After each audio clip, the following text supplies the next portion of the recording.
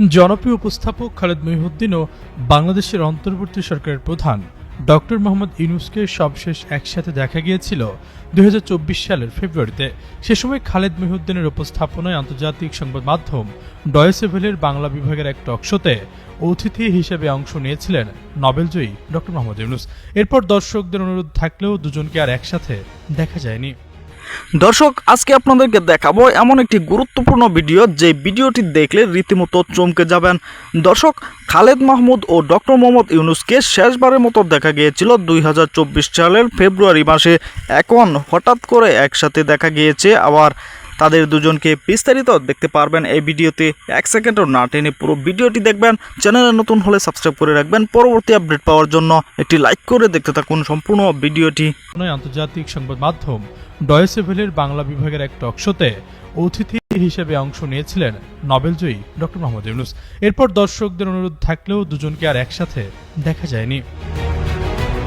খালেদ মহিউদ্দিন বর্তমানে new York থেকে প্রকাশিত বাংলা সংবাদপত্র ঠিকানা নিউজে কর্মরত রয়েছেন।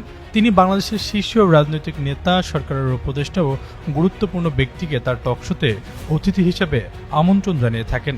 সম্প্রতি তার অনুষ্ঠানে অতিথি হিসেবে অংশ নেন ইনকিলাব মঞ্চের মুখপাত্র শরীফ ওসমান হাদি ও সিনিয়র সাংবাদিক মাসুদ কামাল। সেখানে অন্তর্বর্তী সরকার নিয়ে আলোচনার এক পর্যায়ে ডক্টর মোহাম্মদ ইউনূস ইস্যুতে বেশ কিছু কথা বলেন খালেদ মহিউদ্দিন। প্রধান উপদেষ্টাকে নিয়ে জনপ্রিয় এই উপস্থাপক বলেন, ডক্টর মোহাম্মদ ইউনূস সেপ্টেম্বরে জাতিসংঘের সফরে নিউ ইয়র্কে এসেছিলেন। তিনি সবাইকে দাওয়াত দিয়েছে, শুধু আমাকে ছাড়া। তিনি সরকার প্রধান হওয়ার আগে আমাকে ইন্টারভিউ দিয়েছিলেন, কিন্তু এরপর অনেকবার চেষ্টা করলেও আমাকে আর সাক্ষাৎকার দেননি।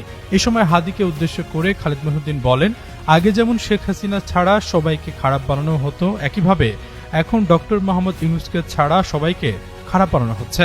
শেখ হাসিনার সাথে যেমন পারা যেত না, প্রধান উপদেষ্টার সাথেও পারা যায় না। বারবার চেষ্টা করেও কেন সাক্ষাৎকার পাননি সে বিষয়টি স্পষ্ট করেননি খালেদ মহিউদ্দিন।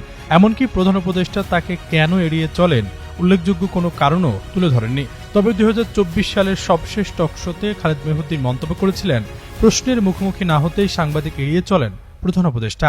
সম্মানিত দর্শক, সম্পূর্ণ ভিডিওটি দেখলেন, অবশ্যই বুঝতে পেরেছেন ভিডিওটি গুরুত্বপূর্ণ ছিল। দর্শক, ভিডিও সম্পর্কে আপনাদের মূল্যবান মতামত অবশ্যই কমেন্টে জানাবেন এবং পরবর্তী আপডেট ভিডিওগুলো সবার আগে পেতে চ্যানেলটিকে এখনই সাবস্ক্রাইব করে রাখুন। আসসালামু আলাইকুম।